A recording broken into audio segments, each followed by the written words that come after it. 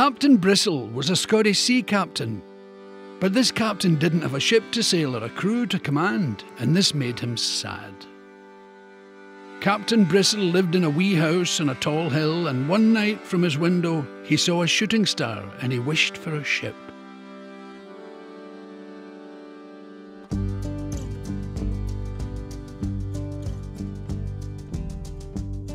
The very next day he received a letter giving him command of HMS Shipshape, a brand new ship built in the city of Glasgow.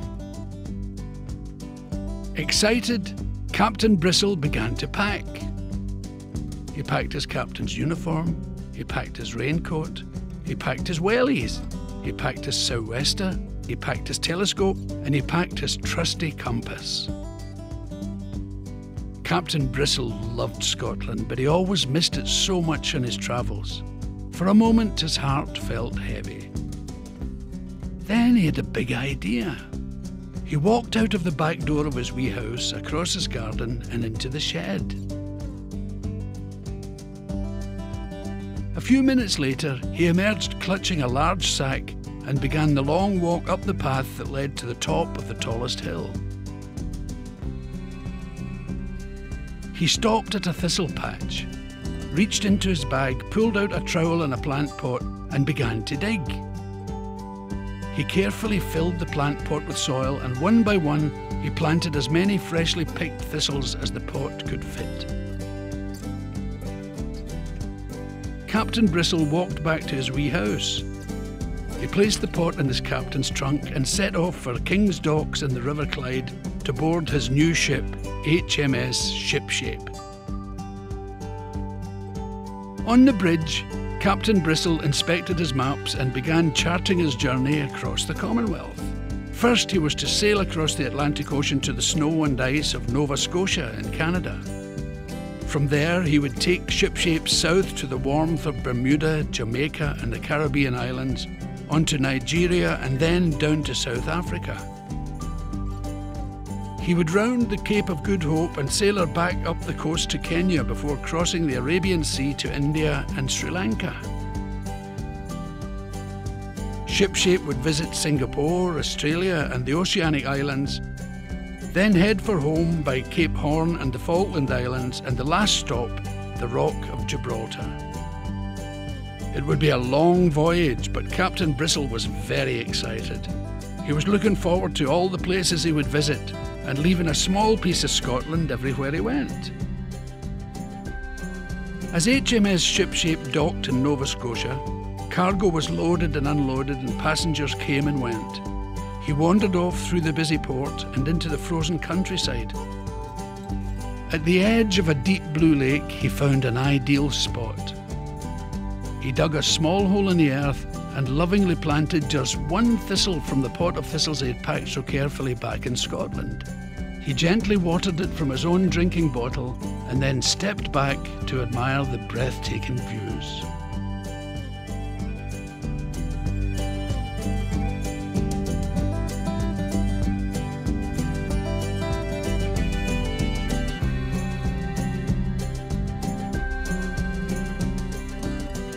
And at each destination, Captain Bristle did the same thing, until every port had been visited, and it was time for HMS Shipshape to begin her return journey home to Glasgow. She sailed past England, she sailed past Wales, she sailed past the Isle of Man, and then Captain Bristle steered HMS Shipshape past the Isle of Arran into the mouth of the River Clyde. HMS Shipshape came to a gentle stop alongside King's Dock. Back at his wee house on the tall hill, Captain Bristle began to unpack.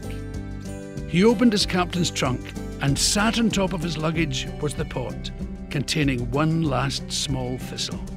Captain Bristle knew that this was a very special thistle. He smiled a big smile and said, "Hello there, wee thistle. I shall call you Clyde." He went into his front garden and planted Clyde, pride of place, in the centre of his lawn. That night, Clyde stood alone in the front garden, and as he looked up at the starry night sky, he began to remember all of the amazing sports that he'd seen people training for in his adventures across the Commonwealth. Swimmers in Canada training with salmon in freezing lakes.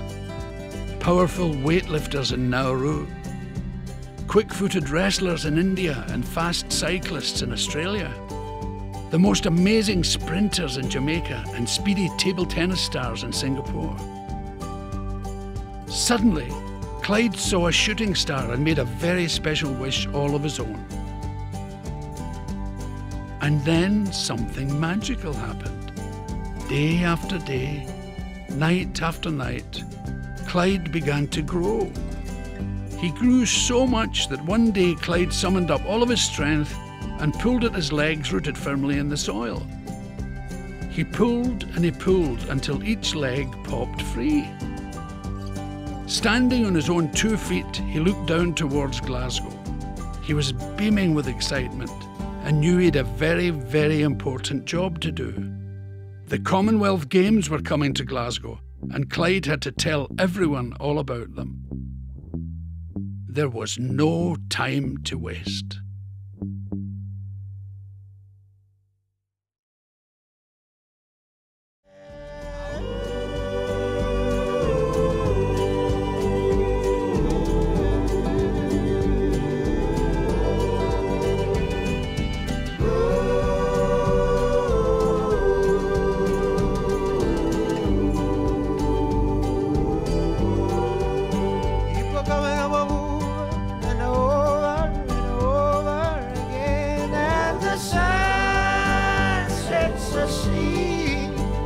While the rain is